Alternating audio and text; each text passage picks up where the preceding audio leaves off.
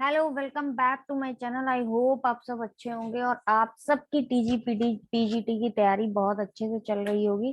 तो हमारे इस पढ़ाने के क्रम के जो सेशन चल रहे हैं उसमें आज हम पढ़ेंगे, या हमारी जो सीरीज चल रही थी वो चल रही थी नाउन से रिलेटेड जो एरर आ सकते हैं उसके। तो उसके बस कुछ इंपॉर्टेंट पॉइंट्स थे जो आप सभी लोग ऑलरेडी उनसे जानते हैं। उन सभी you know very well what is important error point related to noun. So now we are here to revise revise it again. That's it. इस चैनल का मोटो यही है, only revise revise revise. Okay, तो आते हैं हम इसमें, देखते हैं एरर क्या हो सकती है। Your advices are the proof of your discriminating mind and pragmatic approach, no error. तो कल हमने आपको एक पॉइंट पढ़ाया था कि ये जो हमारे कुछ वर्ड्स होते हैं जो कि क्या होते हैं, अनकाउंटेबल होते हैं, जो कि क्या होते हैं, अनकाउंटेबल नाउन होते हैं, जो कि क्या होते हैं, अनकाउंटेबल नाउन होते हैं। क्या होते हैं जो कि अनकाउंटेबल नाउन होते हैं। हमारे जो नाउन होते हैं वो अनकाउंटेबल नाउन होते हैं। कुछ नाउन हमारे क्या होते हैं, अनकाउंटेबल नाउन होते हैं। तो जो हमारे अनकाउंटेबल नाउन होते हैं वो क्या होते हैं, हमने कल पढ़ा था। कुछ पॉइंट्स हैं जिनको हम फिर से रिपीट करते हैं कि before uncountable noun don't use a और an article, don't use a or an article। and then next point था, and then next point is and then next point is and then next point क्या था, all abstract noun, all abstract noun is uncountable noun, right? जितनी abstract noun है सारी uncountable noun होंगी, ठीक है। Third point हमने क्या पढ़ा था, all liquid things is क्या होंगी, all liquid things is uncountable noun, all abstract noun is uncountable noun, और don't use before uncountable noun, don't use a और an, ठीक है, राइट। ये तीन पॉइंट्स हमारे हो गए। फर्स्ट पॉइंट ये हो गया, सेकंड डन, ये third. Are liquid things uncountable noun, all abstract noun is uncountable noun, a और an word before don't use uncountable noun, don't use a और एन। एंड नेक्स्ट पॉइंट हमारा क्या था, next point हमारा था कि less word, lesser word और least word, ये वर्ड हमारे क्या है, अनकाउंटेबल नाउन है। That word is uncountable noun, ठीक है, राइट। और क्या होता है, which we can count, which we can not count, that word is uncountable noun. Which we can not count, that word is uncountable noun, right. तो ये हमारे कुछ इंपॉर्टेंट पॉइंट्स थे जो रिलेट करते थे अनकाउंटेबल नाउन से। और कुछ वर्ड हमारे थे जैसे इंफॉर्मेशन, इंफॉर्मेशन बताया था हमने, सीप, iron, work, iron, work, water, water, water, water था। और कुछ अनकाउंटेबल नाउन्स क्या थे, डस्ट, डस्ट, रबिश, रबिश। ये आज हम फिर रिपीट कर रहे हैं क्योंकि इस चैनल का मोटो ही यही है कि केवल आप लिसन करें, केवल आप प्रॉपर इसको लिसन करें, सुने और अपने में समझ बढ़ाएं बस। Paper, dirt, paper, dust, rubbish, dirt, paper, information, advices, electricity, traffic, ठीक है, फूड, ब्रेड, ग्रास, ये सब हमारे क्या है, ये सब हमारे हैं एक तरीके से क्या है, एक तरीके से ये हमारे क्या है, अनकाउंटेबल नाउन। एक तरीके से क्या है, अनकाउंटेबल नाउन। अनकाउंटेबल नाउन्स को हम प्लूरल फॉर्म में नहीं कन्वर्ट कर सकते, अनकाउंटेबल नाउन को हम प्लूरल फॉर्म में कन्वर्ट नहीं कर सकते हैं। तो यहाँ पर क्या वर्ड है, एडवाइसेस वर्ड है। एडवाइसेस वर्ड हमारा क्या है, ये एक तरीके से गलत, हमने क्या किया, एडवाइस वर्ड का प्लूरल फॉर्म बना दिया, जबकि एडवाइस वर्ड एक अनकाउंटेबल नाउन होता है। एडवाइस वर्ड क्या होता है, अनकाउंटेबल नाउन। तो हम अनकाउंटेबल नाउन को प्लूरल फॉर्म में नहीं लिख सकते। सिंपल सा लॉजिक इसका ये है, इसलिए यहाँ पर एडवाइस का ही यूज होगा। इसलिए यहाँ पर क्या है कि सिंपल सा लॉजिक है, एडवाइस का ही यूज होगा। और हमने आपको वर्ड ऑलरेडी बता दिए, ये जो न्यूज वर्ड है, इंफॉर्मेशन वर्ड है। बार बार why am repeating again and again that word, because that word should be print in your mind especially. That's why advice, work and scenery word, pottery word, imagery word, stationery word, stationery STATIONERY stationery word, cutlery word, crockery word. That word is uncountable noun word and इनका plural form नहीं बना सकते हैं. अगर इनका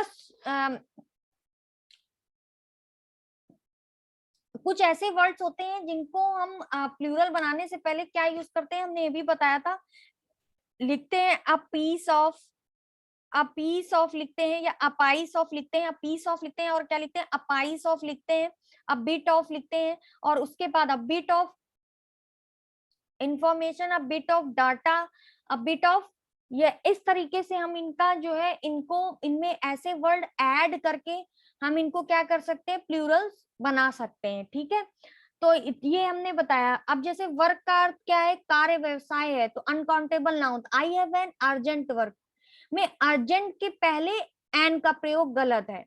ठीक है, जैसे मान लीजिए एक सेंटेंस हमने दिया है, I have an urgent work. I have an urgent work क्या है, आई हैव एन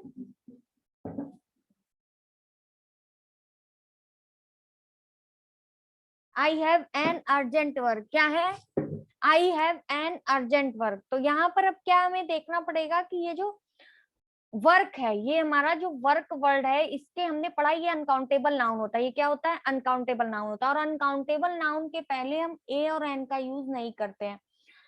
अब यहाँ पर एन है, ये जो एन यूज है इसका यूज गलत है. यहाँ पर हम सम यूज कर सकते हैं, I have some urgent work, right. तो एन के बदले some, a piece of urgent work कह सकते हैं, अपाइस ऑफ अर्जेंट वर्क कह सकते हैं. तो इस तरीके से हम जो है काउंटेबल नाउन, मतलब कि वर्क से जब कोई रचना का बोध हो तो एक काउंटेबल नाउन होता है. तो डिपेंड करता है वर्ड हमारा किस तरीके से है. हमने एक क्वेश्चन और ये पढ़ा था कि ऑल प्लस ऑफ के बाद जो होता है क्या लगाते हैं, ऑल प्लस ऑफ और मोस्ट प्लस ऑफ के बाद जो वर्ड लगते हैं वो डिपेंड करते हैं काउंटेबल नाउन और अनकाउंटेबल नाउन दोनों इनके बाद आ सकता है. और इसमें भी सेम वही है, काउंटेबल नाउन अनकाउंटेबल नाउन दोनों आ सकता है, ऑल ऑफ और मोस्ट ऑफ के बाद, ओनली दैट पॉइंट. और each of, either of, neither of, none of, इनके बाद हमेशा क्या आएंगे, इनके बाद जो भी नाउन होंगे वो काउंटेबल अनकाउंटेबल का उसमें कोई भी सीन नहीं है. आई होप इतना पॉइंट क्लियर हो गया होगा. ये हम सिर्फ एक रिवाइज के तौर पर देख रहे हैं. तो हमने इसमें क्या रीड किया, हमने इसमें रीड किया कि इसमें फर्स्ट पॉइंट में एरर है. ठीक है, an earthquake is a natural phenomenon and nobody can check it, be sure.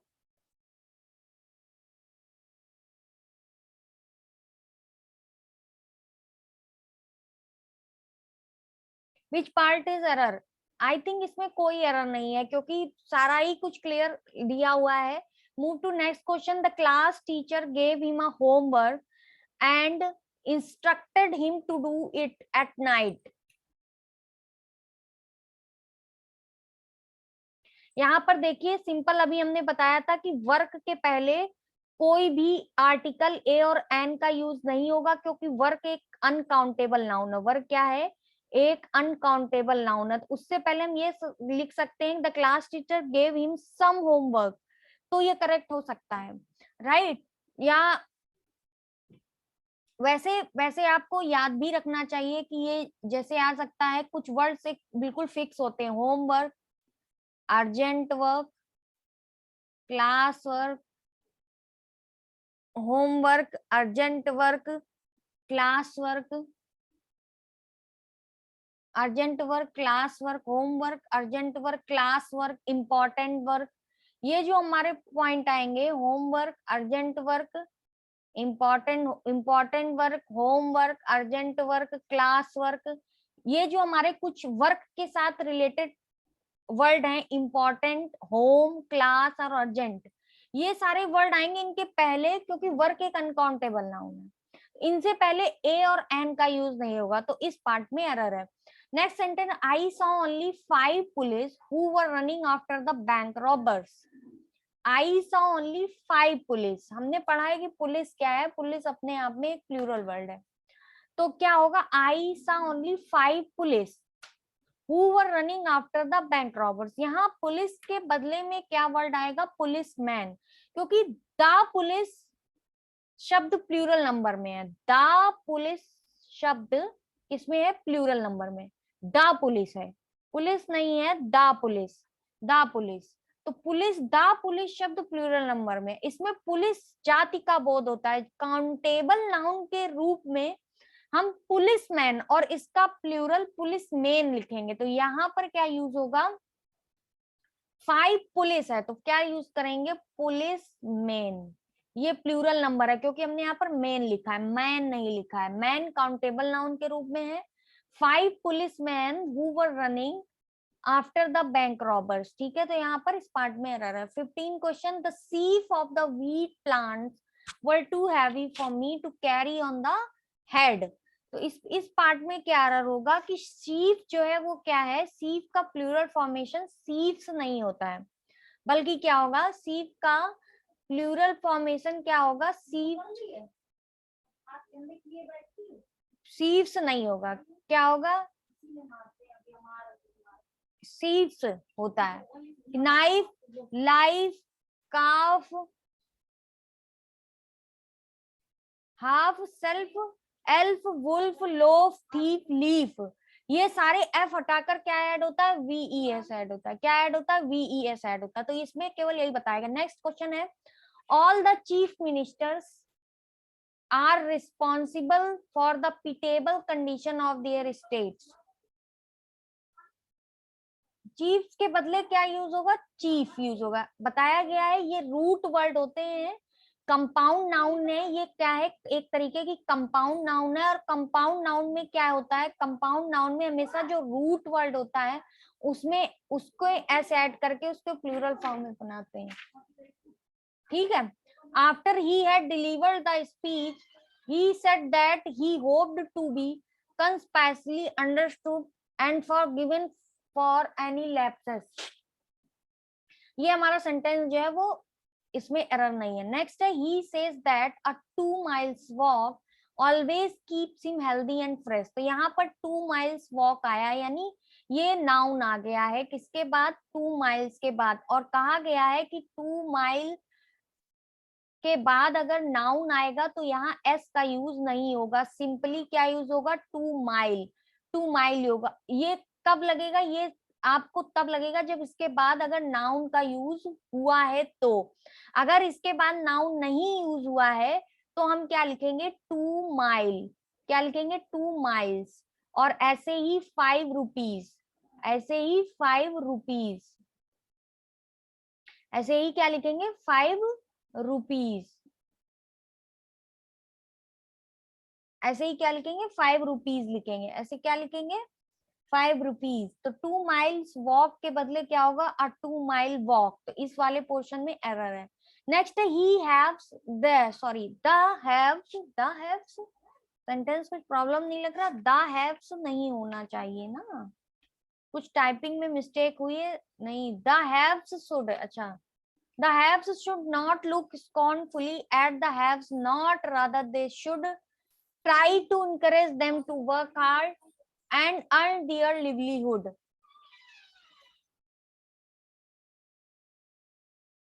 haves not के बदले क्या होगा, haves not के बदले have nots होगा, प्रयोग होगा, क्योंकि the poor, ये haves जिसका अर्थ होता है the rich, ये हैव्स का मतलब क्या होता है पता है, ये हैव्स, द हैव्स का मतलब द पुअर या द रिच, क्या मतलब होता है, द पुअर या द रिच, इसका अपोजिट मतलब यही होता है। तो ये हमारा सेंटेंस जो था वो ये हो गया। तो ये जो सेंटेंस था, द हैव्स का मतलब होता है, क्या मतलब होता है द हैव्स का, द हैव्स का मतलब होता है रिच, आ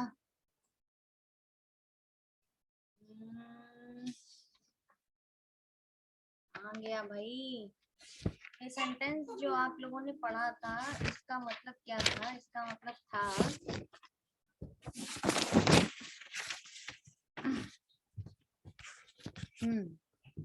हैव्स नॉट के बदले हैव नॉट्स का प्रयोग होगा।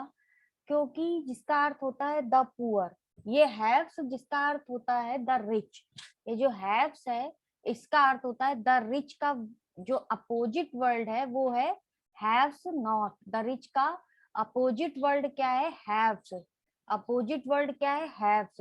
क्योंकि हैव्स द पुअर, ये हैव्स जिसका अर्थ होता है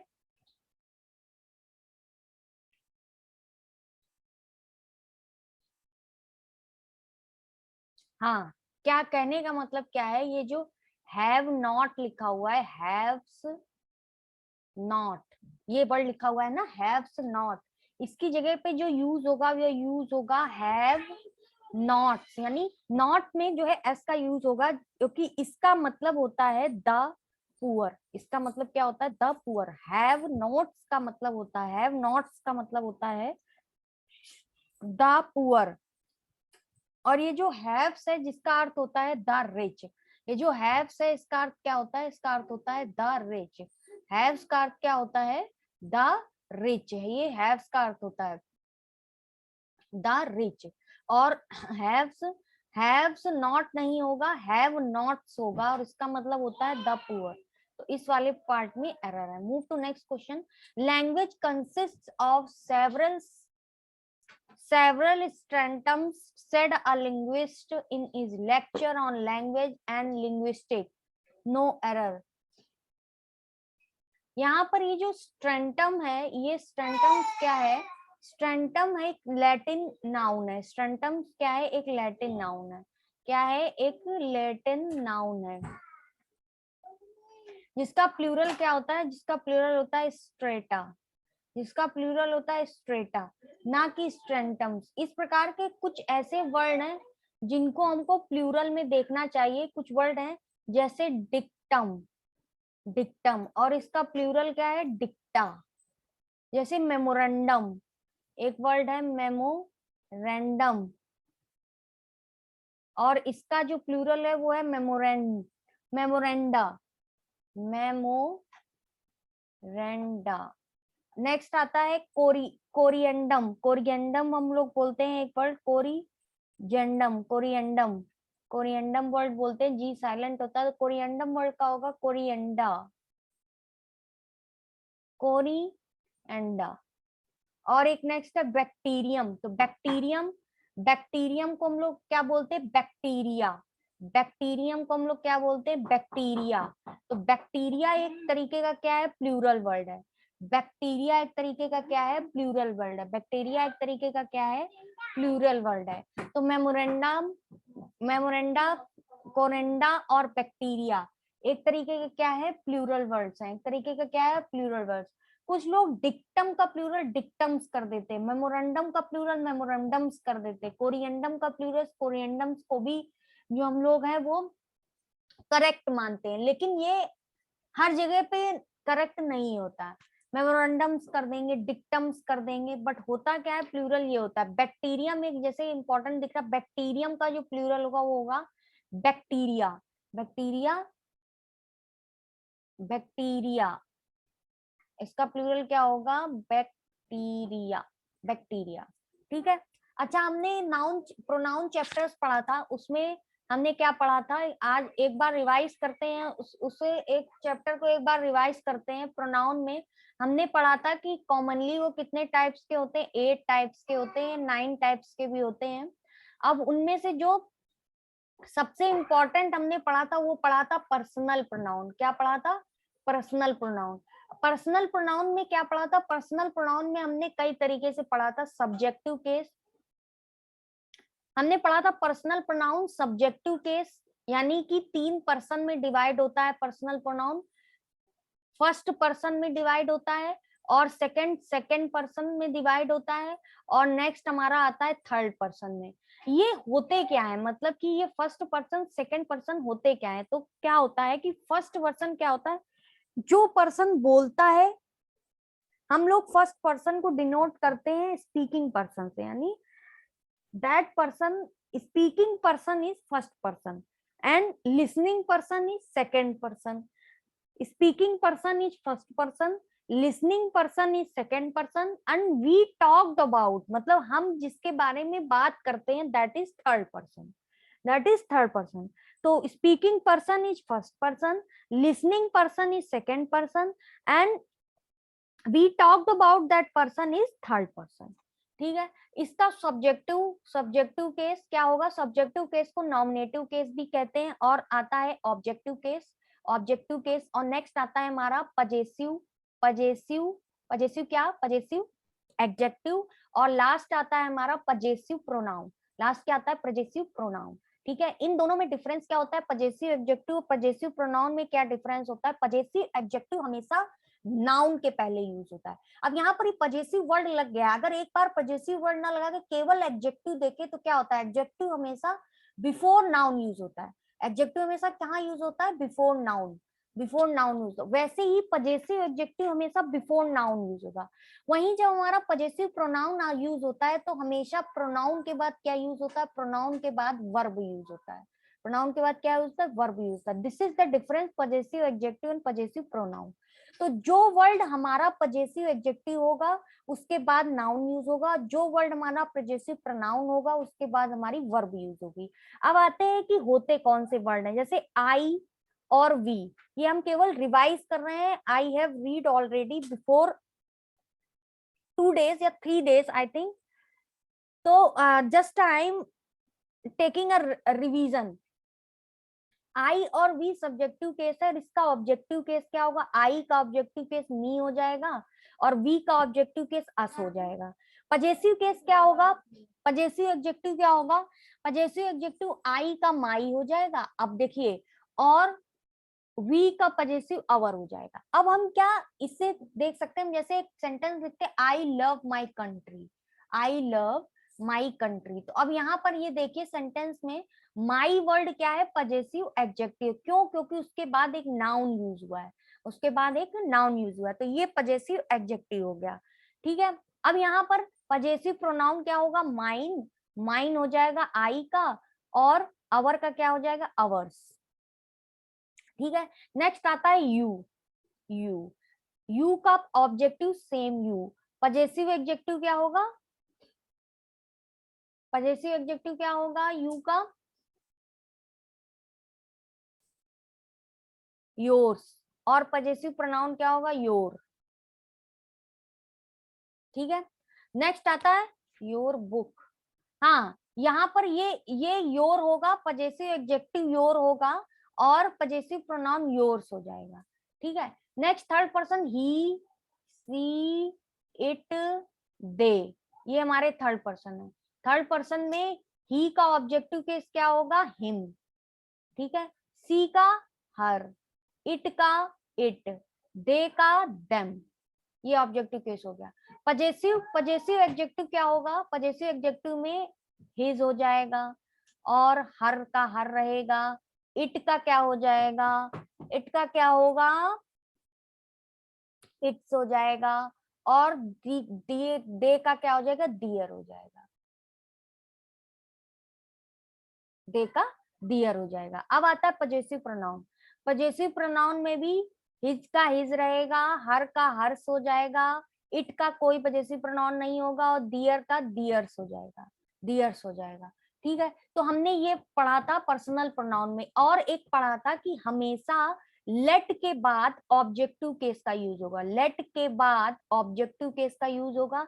नेक्स्ट हमने पढ़ा था कोई भी प्रीपोजिशन आएगा अगर, तो उसके बाद क्या यूज होगा? ऑब्जेक्टिव केस का ही यूज होगा, बट उसमें एक कंडीशन थी। उसमें एक कंडीशन क्या थी कि मान लीजिए अगर प्रीपोजिशन है और उसके बाद एक ऑब्जेक्टिव केस और उसके बाद एक नाउन अगर आ गया, तो अब यहाँ पर पजेसिव केस नहीं आएगा, अब यहाँ पर ऑब्जेक्टिव केस नहीं आएगा, अब यहाँ पर पजेसिव एडजेक्टिव का यूज होगा, क्योंकि नाउन से पहले हमेशा पजेसिव एडजेक्टिव का यूज होगा, ऑब्जेक्टिव केस का यूज नहीं होगा। और एक point error point of view से पढ़ा था कि जब कभी सेंटेंस में first person, second person, third person तीनों दिए होंगे तो उसका एक सीक्वेंस यूज होगा। क्या सीक्वेंस यूज होगा? सेकेंड पर्सन, थर्ड पर्सन और फर्स्ट पर्सन, 2 3 1।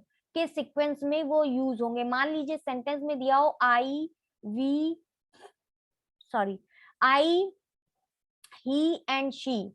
अब हमको सेंटेंस में करेक्ट करना, आगे पूरा सेंटेंस दिया है, तो हम इस सेंटेंस को जब करेक्ट करेंगे तो ये जो सीक्वेंस होगा आई ही और सी का, ये सीक्वेंस करेक्ट करके सही लिखेंगे। क्या लिखेंगे?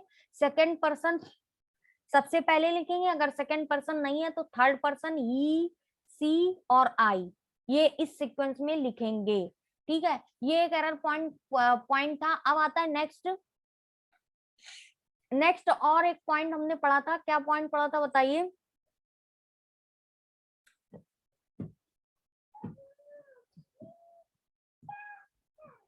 सेकंड, हाँ, एक ये पढ़ा था कि जैसे मान लीजिए अगर आ जाता है रिफ्लेक्सिव प्रोनाउन की बात करेगा, रिफ्लेक्सिव प्रोनाउन की अगर बात करेगा, रिफ्लेक्सिव प्रोनाउन की बात करेगा, तो हमें पहले ये पता होना चाहिए रिफ्लेक्सिव प्रोनाउन क्या होता है। तो जैसे एक सेंटेंस है सी हर्स हरसेल्फ, ये हमारा क्या होगा? ये हमारा रिफ्लेक्सिव प्रोनाउन हो गया। बट अगर यहीं पर सेंटेंस लिखा है सी हरसेल्फ हर्ट्स, अब यहाँ पर ये हमारा रिफ्लेक्सिव प्रोनाउन नहीं है। अब ये हमारा यहाँ पर कौन सा प्रोनाउन है? Emphatic pronoun. अब ये हमारा यहाँ पर इम्फेटिक प्रोनाउन है। कौन सा प्रोनाउन है? Emphatic pronoun. तो जब कभी नाउन के बाद अगर रिफ्लेक्सिव प्रोनाउन की तरह वर्ड यूज होता है, जैसे सेल्फ लग के वर्ड यूज होगा, तो वो हमारा रिफ्लेक्सिव प्रोनाउन नहीं होगा, वो हमारा कौन सा प्रोनाउन होगा? इम्फेटिक प्रोनाउन होगा। नेक्स्ट हमारा आता है रेसिप्रोकल प्रोनाउन। ये रेसिप्रोकल प्रोनाउन कौन से वर्ड होते हैं? रेसिप्रोकल प्रोनाउन वो वर्ड होते हैं ईच अदर और one and other, one another, ये दो वर्ड हमारे रेसिप्रोकल होते हैं। ईच अदर मोर मतलब टू पर्सन के लिए क्या होगा? मोर देन वन पर्सन या टू पर्सन, बस दैट्स इट। यानी वन पर्सन से ज्यादा हो, केवल दो पर्सन हो, केवल दो पर्सन के लिए ईच अदर। अब मोर देन टू पर्सन होगा, जब मोर देन टू पर्सन होगा then we will use one another. What will we use one and other. More than two person की बात जब होगी तो हम यूज करेंगे one and other, and that is a reciprocal pronoun. Right, next आता है हमारा डिस्ट्रीब्यूटिव प्रोनाउन। डिस्ट्रीब्यूटिव प्रोनाउन क्या होते हैं? डिस्ट्रीब्यूटिव प्रोनाउन क्या होते हैं? डिस्ट्रीब्यूटिव प्रोनाउन जो होते हैं हमारे, जैसे ईच, ईदर, नीदर, ये हमारे क्या है? Distributive pronoun. बट अब क्या है, अगर मान लीजिए यहाँ पर ईच बॉय लिख दिया गया, तो क्या अब ये डिस्ट्रीब्यूटिव प्रोनाउन है? नहीं, अब ये डिस्ट्रीब्यूटिव प्रोनाउन नहीं है, अब ये डिस्ट्रीब्यूटिव एडजेक्टिव है। क्यों? क्योंकि उसके बाद एक नाउन का यूज हो गया। तो ये ध्यान में रखना है कि ईच के बाद अगर एक नाउन है तो वो डिस्ट्रीब्यूटिव एडजेक्टिव होगा, वो डिस्ट्रीब्यूटिव नाउन नहीं होगा। तो डिस्ट्रीब्यूटिव नाउन कैसे होगा? जब उसके बाद each of, either of, neither of, ठीक है, नन ऑफ का यूज होगा, तो फिर हम क्या होगा? Each of boys. Now this is क्या है? नाउ ये अब हमारे क्या होगा? ये अब हमारे हो गए हैं डिस्ट्रीब्यूटिव प्रोनाउन। अब ये क्या हो गए? डिस्ट्रीब्यूटिव प्रोनाउन हो गए। तो हमको ये याद रखना है, each of, either of, neither of के बाद में एक तो ये भी ध्यान रखना है कि प्लूरल नाउन यूज होगी, और एक ये भी ध्यान रखना है कि ईच ऑफ, ईदर ऑफ और नीदर ऑफ डिस्ट्रीब्यूटिव प्रोनाउन है। ठीक है, अब जब इनके बाद में वर्ब यूज करेंगे तो भी हम वर्ब सिंगुलर यूज करेंगे। क्यों? क्योंकि जो वर्ब लगेगी वो ईच, ईदर और नीदर के अकॉर्डिंग लगेगी, ना कि प्लूरल नाउन के अकॉर्डिंग। ठीक है, ये पॉइंट भी हो। तो यानी कि हमने प्रोनाउन भी क्लियर किया, नाउन भी क्लियर किया, और क्या क्लियर किया? वर्ब भी क्लियर किया। ठीक है, अब आता है डिमॉन्स्ट्रेटिव प्रोनाउन। कौन सा प्रोनाउन है हमारा? Demonstrative pronoun. डिमॉन्स्ट्रेटिव प्रोनाउन क्या होता है? डिमॉन्स्ट्रेटिव प्रोनाउन होता है हमारा डिमॉन्स्ट्रेटिव प्रोनाउन। डिमॉन्स्ट्रेटिव प्रोनाउन होता है this, that, those and these, ये हमारे डिमॉन्स्ट्रेटिव प्रोनाउन होते हैं। As you all know about, that is demonstrative pronoun. ठीक है, अब मान लीजिए आ जाता है दिस इज, एक ये है सेंटेंस, एक है this watch, this watch this watch is mine, ये सेंटेंस आ जाता है। तो अब दिस इज है और ये दिस वॉच इज माइन। अब इसमें बताओ ये क्या है और ये क्या है। तो इसमें ये वाला जो है जिसके बाद वर्ब आ रही है ये डिमॉन्स्ट्रेटिव प्रोनाउन है, और जिसके बाद डायरेक्ट नाउन का यूज हो रहा है वो हमारा वर्ड क्या है, डिमॉन्स्ट्रेटिव एग्जेक्टिव। वो डिमॉन्स्ट्रेटिव एग्जेक्टिव है। ये जो कंफ्यूजन है ये बिल्कुल क्लियर रखना। एवरी क्या है, एवरी वर्ड डिमॉन्स्ट्रेटिव एडजेक्टिव में नहीं आता है। डिमॉन्स्ट्रेटिव एडजेक्टिव, डिमॉन्स्ट्रेटिव प्रोनाउन दोनों में एवरी वर्ड का यूज नहीं होता है। ठीक है, इतना हो गया। हमने पर्सनल प्रोनाउन के बारे में पढ़ा, पर्सनल प्रोनाउन के बारे में पढ़ा, डिमॉन्स्ट्रेटिव प्रोनाउन पढ़ा, डिस्ट्रीब्यूटिव प्रोनाउन पढ़ा, रेसिप्रोकल पढ़ा, इम्फेटिक पढ़ा, और कौन से प्रोनाउंस पढ़े हमने, रेसिप्रोकल पढ़ा, इम्फेटिक पढ़ा, रिफ्लेक्सिव पढ़ लिया। कितने पढ़ लिए, 6। अब आता है नेक्स्ट, आता है हमारा इनडेफिनिट प्रोनाउन। इनडेफिनिट प्रोनाउन क्या होते हैं, इनडेफिनिट प्रोनाउन क्या होते हैं। इनडेफिनिट प्रोनाउन जैसे एक वर्ड है सम, एक वर्ड है नो, एक वर्ड है एनी, एक वर्ड है एवरी, और इनके आगे अगर हम जोड़ दें body word, everybody, somebody, nobody, anybody, everyone, no one और थिंग, ये सारे वर्ड अलग अलग अगर उसमें ऐड कर दिए जाएं तो ये सब क्या हो जाएंगे, इनडेफिनिट प्रोनाउन। और वर्ड हमारा ऑल वर्ड, सिंगल हमारा सम वर्ड, ये हमारे क्या हो जाएंगे, इनडेफिनिट प्रोनाउन हो जाएंगे। हमारे क्या हो जाएंगे, इनडेफिनिट प्रोनाउंस हो जाएंगे। ये हमारे क्या हो जाएंगे, ये हमारे इंडेफिनिट प्रोनाउन हो जाएंगे। कौन कौन से हमारे इंडेफिनिट प्रोनाउन होंगे, हमने पढ़ा है कि जो हमारे इंडेफिनिट प्रोनाउन होंगे वो होंगे somebody, nobody, anybody, everybody, someone, no one, anyone, on everything। ये सारे वर्ड हमारे क्या होंगे, ये सारे वर्ड हमारे क्या होंगे, ये सारे वर्ड हमारे इनडेफिनिट प्रोनाउन में यूज होंगे। सारे वर्ड हमारे किस में यूज होंगे, इनडेफिनिट प्रोनाउन में यूज होंगे। तो आई होप हमने सारे ही प्रोनाउंस के बारे में अब तक पढ़ लिया होगा। बाकी relative pronouns as you all know about who, which और हु, विच, दैट। विच जब हम मोस्टली एक सिलेक्शन वर्ड होता है ना, जब हमको किसी चीज में चूज करने के लिए वर्ड यूज करना होता है, then we will use which, that place. Interrogative pronoun भी हो सकते हैं। कैसे, इंट्रोगेटिव प्रोनाउन तब हो सकते हैं जब इनके बाद डायरेक्ट वर्ब यूज होगी, that time that word is interrogative pronoun. ठीक है, exclamatory pronoun as you all know about very well. Exclamatory pronoun केवल एक व्हाट वर्ड जो होता है, that word is only exclamatory pronoun. Who, whom से related problems बहुत दिए जाते हैं। हु का पता ही है, हु के बाद जस्ट अगर क्या बोलते हैं वर्ब आ जाता है तो हु का यूज होगा, और हुम के बाद डायरेक्ट कौन सा केस यूज होता है, ऑब्जेक्टिव केस। हु के बाद नॉमिनेटिव केस और हुम के बाद ऑब्जेक्टिव केस का यूज होता है। और हु के बाद एक वर्ब भी आता है और हुम के बाद नहीं आता है वर्ब। ठीक है, हुम के बाद वर्ब नहीं आता है, हु के बाद वर्ब आता है, और हु के बाद नॉमिनेटिव केस का यूज होता है, जबकि हुम के बाद ऑब्जेक्टिव केस का यूज होता है। ठीक है, अब आता है कि ईच, जो हमने पढ़ाया था, ईच का प्रयोग, ईदर का प्रयोग, नीदर का प्रयोग और नन का प्रयोग। ठीक है, तो जब हम 2 पर्सन की बात करेंगे, 2 या 2 से अधिक के लिए, क्या बात करेंगे, 2 या 2 से अधिक के लिए बात करेंगे तो हम यूज करेंगे ईच का। केवल 2 में से किसी एक की बात करेंगे तो ईदर का। नीदर में 2 में से किसी की भी बात नहीं करेंगे, ना ये पहला वाला ना दूसरा वाला, तब हम नीदर का। और 2 से ज्यादा में से हम किसी की बात नहीं करेंगे, मतलब नन वर्ड जो अपने आप में है वो एक निगेटिव, मतलब जितने भी मोर देन 2 पर्सन हैं वो सारे नहीं है, तो हम यूज करेंगे नन ऑफ द बॉयज या गर्ल्स, वट जो भी सेंटेंस में हो उसका यूज करेंगे। अब एक हमने वर्ड पढ़ा था इट। इट जो हमने वर्ड पढ़ा था, हमने उसमें क्या पढ़ा था, हमने उसमें पढ़ा था इट कैसा वर्ड होता है। इट एक इंट्रोडक्टरी वर्ड, एक इंट्रोडक्टरी वर्ड होता है, या न्यूट्रल वर्ड बोलते हैं इसको, इट को। इट इसका यूज बिफोर सीजन, सीजन से पहले, एटमॉस्फेयर से पहले, season atmosphere I think same word हो गया क्या, सीजन से पहले, और किसी भी जिस जिस जगह पर हमको जेंडर ना पता हो, अननोन जेंडर हो, वहां पर हम इट का यूज कर देते हैं।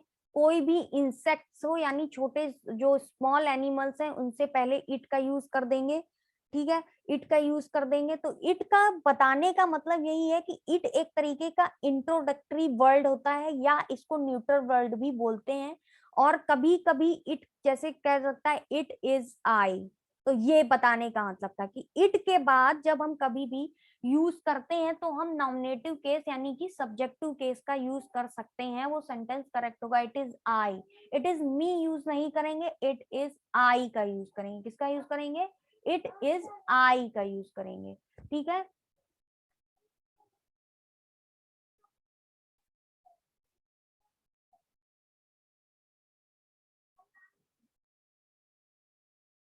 ठीक है, आई थिंक इतना करेक्ट हो गया था। और हमने कुछ वर्ड पढ़े थे जो कि अपने आप में ट्रांजिटिव वर्ब होते हैं, अपने आप में ट्रांजिटिव वर्ड होते हैं अपने आप में, जैसे कि इंजॉय, इनके बाद एक ना एक ऑब्जेक्टिव आना ही आना है।